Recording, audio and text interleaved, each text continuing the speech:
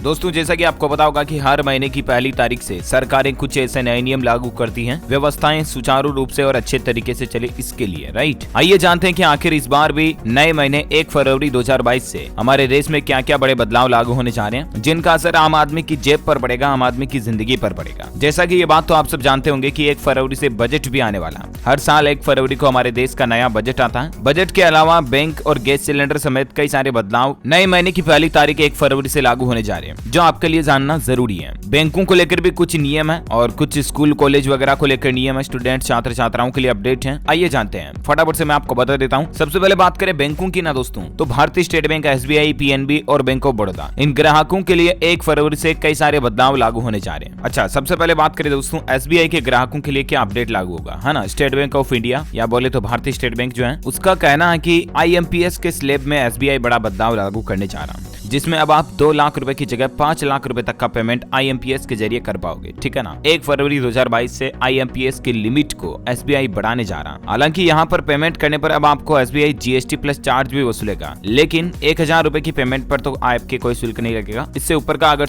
Payment करते हो आप, तो 2 लाख रुपए से लेकर 5 लाख रुपए तक की पेमेंट करने पर 20 रुपए प्लस GST चार्ज देना पड़ेगा। लेकिन इसमें भी शर्त ये रहेगी दोस्तों कि अगर आप SBI की ब्रांच में जाकर IMPS करवाते हो ना, तभी से आपको ये चार्ज देना पड़ेगा। अदरवाइज अगर आप घर बैठे SBI योनो ऐप से या SBI नेट बैंकिंग के जरिए IMPS करते हो ना, तब आपसे कोई चार्ज शुल्क नहीं लिया जाएगा। ये कहना है SBI का मीडिया रिपोर्ट्स के मुताबिक, ठीक है ना। दूसरे बैंक की बात करें, बैंक ऑफ बड़ौदा, BOB का क्या नया नियम लागू होने जा रहा है, तो आपको बता दूं 1 फरवरी से बैंक ऑफ बड़ौदा अपने ग्राहकों के लिए चेक पेमेंट के लिए पॉजिटिव पे सिस्टम लागू करने जा रहा है। यानी कि आपको चेक से जुड़ी पूरी जानकारी भेजनी होगी। अगर आपको अपना चेक क्लियर करवाना है तो आपको चेक की जानकारी डिटेल्स जो है ना, वो बैंक को री-वेरीफाई करवाना पड़ेगा। उसके बाद ही ग्राहक अपने चेक को क्लियर करवा पाएंगे। हालांकि ये नियम 10 लाख रुपए या इससे ऊपर के चेक के पेमेंट के लिए लागू होगा। पॉजिटिव पे सिस्टम का मतलब आप समझ गए हो ना, जो हाल ही में RBI ने नियम लागू किया था, चेक के द्वारा होने वाले बैंक फ्रॉड को रोकने के लिए ही ये नया नियम लागू किया जा रहा है। 10 लाख रुपए से ऊपर का अगर आप किसी को चेक देते हो ना, तो चेक किस नाम पर है, चेक नंबर क्या है, चेक की डेट क्या है, ये सारी इन्फॉर्मेशन आपको एक बार बैंक को वापस री-वेरीफाई करनी पड़ेगी, तभी बैंक आगे चेक को प्रोसीड करेगा, है ना। अच्छा, तीसरे बैंक की बात करें, PNB यानी कि पंजाब नेशनल बैंक ने भी अपने नियमों में कुछ बदलाव किया। दरअसल PNB बैंक EMI अकाउंट में पर्याप्त बैलेंस न होने की वजह से पेनल्टी को बढ़ाने जा रहा है। मान लीजिए आपकी लोन वगैरह की EMI जिस अकाउंट से कटती है और उस अकाउंट में अगर आपका बैलेंस मेंटेन नहीं रहता, तो उस पर जो पेनल्टी लगेगी ना, वो अब बैंक 250 रुपए ग्राहकों से वसूलेगा, जो 1 फरवरी से नियम लागू होने जा रहा है। आपको बता दूं, ये बैंक अभी तक पेनल्टी के रूप में 100 रुपए ही वसूलता था।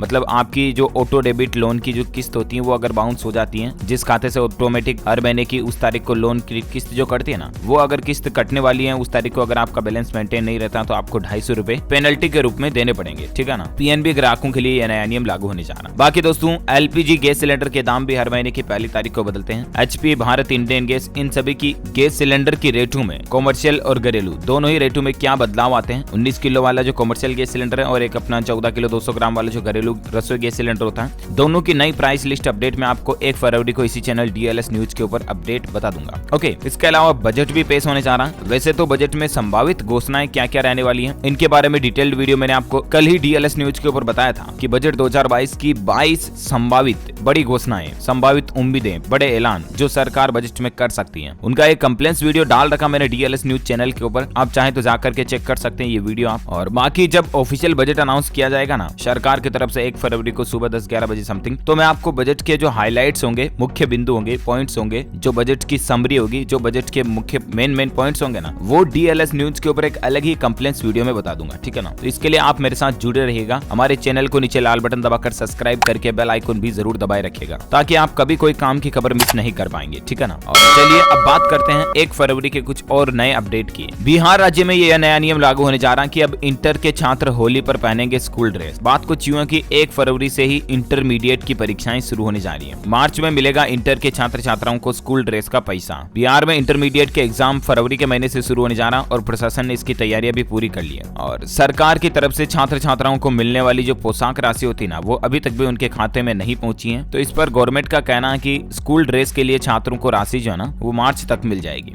अब किस स्टूडेंट्स को कितनी राशि मिलती है तो आप देख सकते हैं, पहले दूसरे के स्टूडेंट्स को 600 रुपए मिलते हैं, तीसरी से 5वीं तक के स्टूडेंट्स को 700 रुपए मिलते हैं, छठी से 8वीं तक के स्टूडेंट्स को 1000 रुपए स्कूल ड्रेस के लिए, है ना, और 9वीं से 12वीं तक के स्टूडेंट्स को 1500 रुपए स्कूल ड्रेस के लिए बैंक खातों में बिहार सरकार राशि भेजेगी। ओके, इसके अलावा इंडियन रेलवे को लेकर एक जरूरी अपडेट देखिए आप, रेल यात्रियों के लिए जरूरी खबर है। 1 फरवरी से 8 फरवरी तक कई सारी ट्रेनें रद्द रहेगी। दक्षिण पूर्व मध्य रेलवे के बिलासपुर मंडल के रूपांत जलवारा रेल खंडर पर कुछ जरूरी कार्य चल रहा है, इसकी वजह से कई सारी ट्रेनें रद्द रहेगी। तो आप ये लिस्ट भी देख सकते हैं, कुछ 6 ट्रेनें की जो 1 फरवरी से लेकर 8 फरवरी तक है, इन रूट्स पर बंद रहेगी, ठीक है ना, कुछ एक्सप्रेस ट्रेनें वगैरह हैं। अच्छा, अगला अपडेट देखिए दोस्तों, 31 जनवरी और 1 फरवरी को दोनों सदनों में नहीं होगा शून्यकाल। बजट के चलते इस बार फैसला लिया गया है और लोकसभा के 8वें बजट की शुरुआत में ही राष्ट्रपति रामनाथ कोविंद के अभिभाषण के द्वारा शुरुआत की जाएगी और वह 31 जनवरी को राष्ट्रपति सदन के दोनों सदनों को संबोधित भी करेंगे। अच्छा, वहीं देखिए दोस्तों, अगला अपडेट, नया नियम आ रहा, हरियाणा सरकार ने भी बड़ी राहत दी है। 1 फरवरी से खुल जाएंगी सिनेमाघर समेत कई सारी चीजें। कई राज्यों में आपको पता होगा दोस्तों, अभी कोरोना के चलते मतलब कई सारे सख्त प्रोटोकॉल्स वगैरह लागू किए हुए हैं, नाइट कर्फ्यू,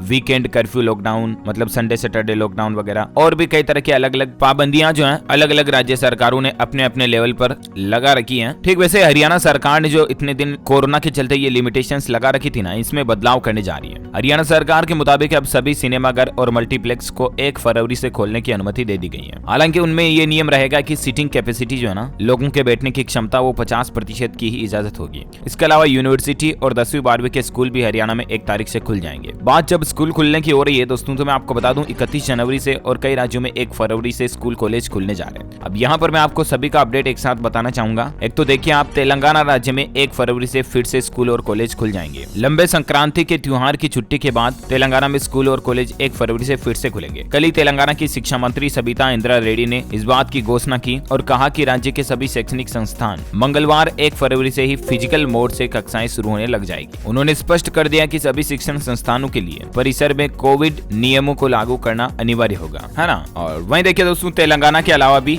राजस्थान में भी 1 फरवरी से फिर से स्कूल वगैरह खुलने जा रहे हैं और जनता कर्फ्यू खत्म होने जा रहा है। हालांकि नाइट कर्फ्यू लागू रहेगा, लेकिन संडे लॉकडाउन वगैरह ये सब कुछ खत्म हो जाएंगे। और राजस्थान सरकार की तरफ से कल ही कोरोना की नई गाइडलाइंस की घोषणा की गई है। राजस्थान में 2 फेज में खुलेंगे स्कूल। 1 फरवरी से 10वीं से 12वीं कक्षा तक के स्कूल खुल जाएंगे, ठीक है ना। और इसके बाद फिर 10 फरवरी से 6ठी से 9वीं तक के कक्षा के लिए स्कूलों को खोलने का ऐलान किया गया। इसके अलावा भी राजस्थान सरकार की तरफ से 1 फरवरी से ही कोरोना के नए प्रोटोकॉल्स लागू किए जा रहे हैं, जिनकी डिटेल्स मैंने आपको कल मॉर्निंग में भी बताई थी। हालांकि अभी भी राजस्थान में 31 जनवरी के बाद बाजार, मॉल, व्यापारिक प्रतिष्ठान अब रात 10 बजे तक खुल सकेंगे, जबकि रविवार का जो जन अनुशासन कर्फ्यू है उसको समाप्त कर दिया है। राज्य सरकार ने कोरोना वायरस के मामले कम होने के मद्देनजर शुक्रवार रात को संशोधित दिशा निर्देश जारी किए। राजस्थान के अलावा देखिए दोस्तों, 1 फरवरी से झारखंड राज्य में भी स्कूल खोलने की घोषणा की जा चुकी है। कोविड-19 प्रोटोकॉल के बीच पहली से 12वीं तक की ऑफलाइन क्लासेज जो है वो 1 फरवरी से फिर से शुरू हो जाएगी। झारखंड के शिक्षा मंत्री जगन्नाथ महतो ने कहा कि झारखंड में स्कूल 1 फरवरी 2022 को कक्षा पहली से 12वीं तक के लिए फिर से खुल जाएंगे।